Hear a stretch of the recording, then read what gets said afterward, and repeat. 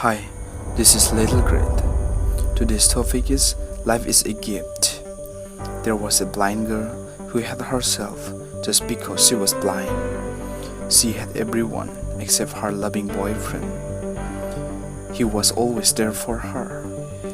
She said that if she could only see the world, she would marry her boyfriend. One day, someone donated a pair of eyes to her, and then she could see everything, including her boyfriend. Her boyfriend asked her, "Now that you can see the world, will you marry me?"